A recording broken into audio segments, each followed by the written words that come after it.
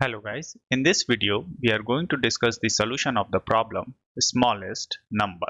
So let us look at the problem statement. The problem statement says that given two integers s and d, the task is to find the smallest number such that sum of its digit is s and the number of digits in the number are d.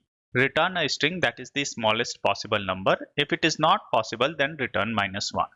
So for instance, if the sum of digits is 9 and the number of digits is 2, then the smallest number which is possible of 2 digit is 18, and that is what we are returning over here.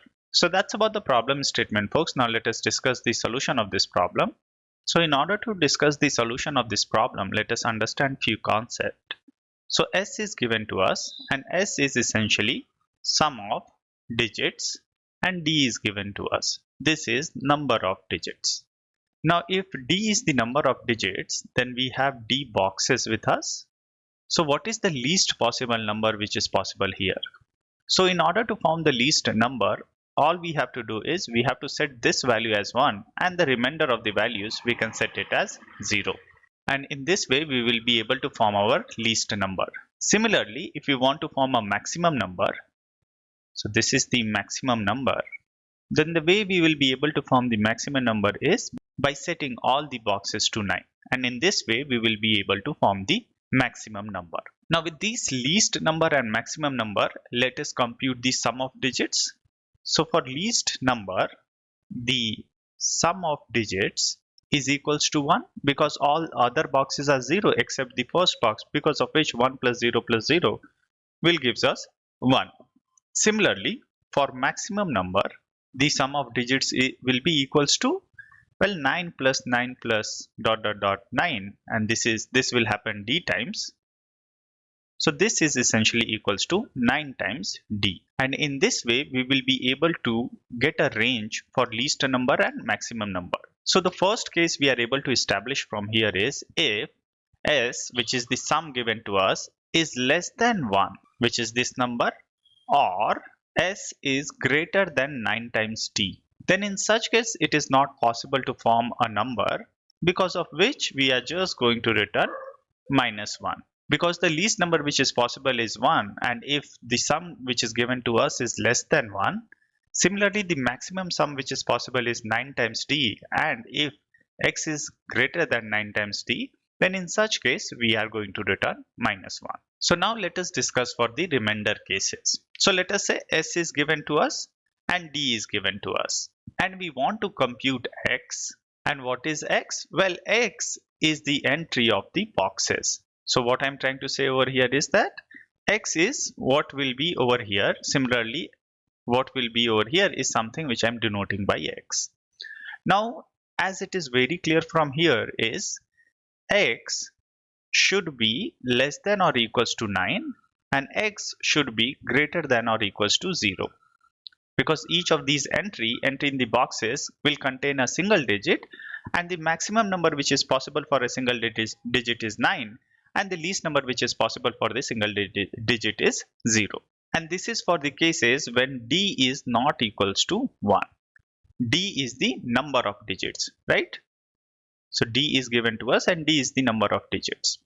When d is equals to 1, then in such case this equation or this inequality will be changed to this way. And why is this the case? Well, this is the case because when d is equals to 1, then we are at this position, which is the most significant bit, and the most significant bit cannot be equals to 0. So x over here cannot be equals to 0, because if x is equals to 0, then the number of digits will reduce by 1, and the number of digits becomes d minus 1, whereas we want the number of digits to be d. That is why this is the case when d is equals to 1. So with these condition on x, now let us compute what will be the value of x for each of the boxes. So in order to solve this problem, what we are going to do is we are going to iterate from this box, from the least significant box.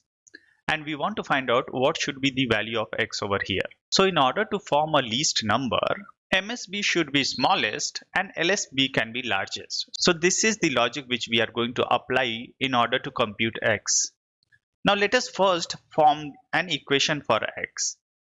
And then we will use this concept, which is MSB should be smallest and LSB can be largest, in order to compute the value of x's. So let us first form an equation of x. So let us say the current sum is s and the digit given to us is d, and the value which we want to update to a box is x. So I am at this box and the value I want to update at this box is x. Now if x is the value which we need to update at the box, so the new s will be equals to s minus x. And let us recall from our earlier discussion, which is the least sum which is possible is 1. So this is what we are going to use. So as we know, the least sum which is possible over here is 1. So that simply means new s should be greater than or equals to 1. Now let us plug the value of new s. So new s is equals to s minus x, and s minus x should be greater than or equals to 1. Now let us arrange this. So this simply means x should be less than or equals to s minus 1. And this is the inequality which we will use in order to find out the value of x. Now let us enhance this equation. So remember, from this discussion, the value of x will be in the range of these two. When d is not equals to 1, then x is allowed to be 0. If d is equals to 1, then x is not allowed to be 0, or the least possible value which is possible for x is 1. Now with this condition in place, this equation will be modified as, if d is not equals to 1, then in such case x will be equals to s minus 1, otherwise x will be equals to s. And in this way we will be able to find the values of x's and we will be able to populate it in our boxes. So now let us take some examples. So let us say the s which is given to us is 18 and the number of digits which is given to us is 4. So we have 4 boxes with us. Now let us use this in order to find out the value of x. So x is equals to s minus 1. So that simply means 18 minus 1, which is equals to 17. Now, since as we know, x will be in the range of 9 to 0 if d is not equals to 1. Otherwise, it will be in a range of 1 to 9 if d is equals to 1. So let us apply this logic. So as of now, d is equals to 4. So this x will be bounded by this equation. So the max value which is possible over here is 9, and that is what we are going to update over here. We have updated 9 over here, then this s and d will be decreased. So now s will becomes equals to 9, which is 18 minus 9, and d, since we have already populated one box, so d will be decreased by 1. Now let us apply the same thing again. So s over here will be equals to 9 minus 1, which is equals to 8. So 8 will come over here. And after that, let us update the value of s and d. So s will become 1 and d will become equals to 2. Again, let us compute the value of x. So x will be equals to 1 minus 1. So x will become equals to 0, and this 0 is what we are going to place over here. So the updated value of s will be equals to 1. Since x was 0, so 1 minus 0 is 1, because of which s is equals to 1, and d will becomes equals to 1. Please note, now d is equals to 1. So now the value of x will be computed in this fashion. So over here, x will become equals to s, which is 1, and this is what will come over here. And in this way, we have formed the least possible number, which is 1089, such that the number of digits is 4 and the sum of the digits is 18. See the pseudocode of this problem. So let us say we want to find the smallest number, and s and d are given to us. So the first thing which we are going to see if s is within the range or not. So if s is less than 1 or s is greater than 9 times d, then in such case it is not within the range, and because of which we are going to return -1. Otherwise, we will iterate on the number of digits. And the first thing which we want to compute over here is x. So let us compute that. So if the number of digits is greater than 1, then in such case, x will be computed as, let us use x1 for now.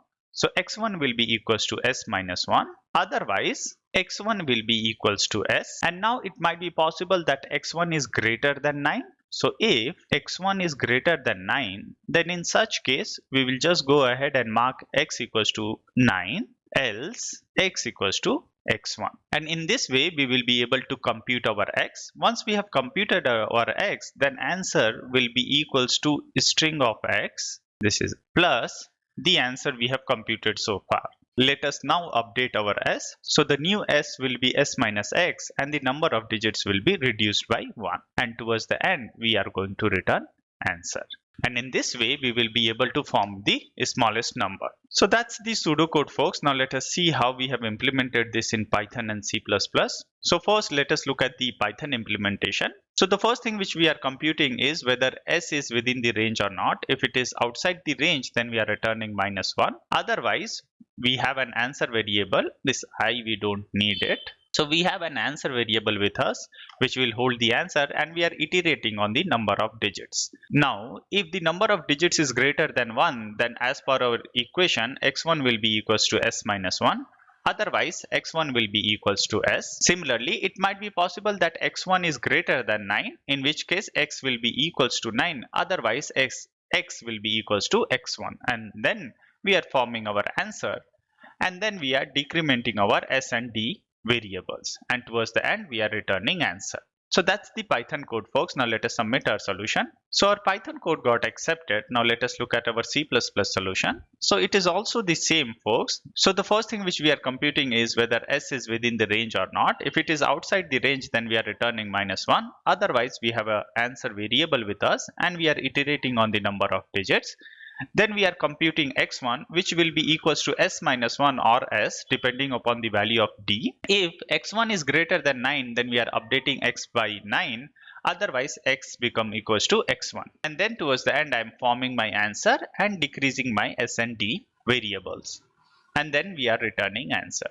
So that's the C++ code, folks. Now let us submit our solution. So our C++ solution got accepted. That is all from this video, folks. In case if you have any question or comment regarding this video, please feel free to use the comment section and I'll try to address them. Thank you.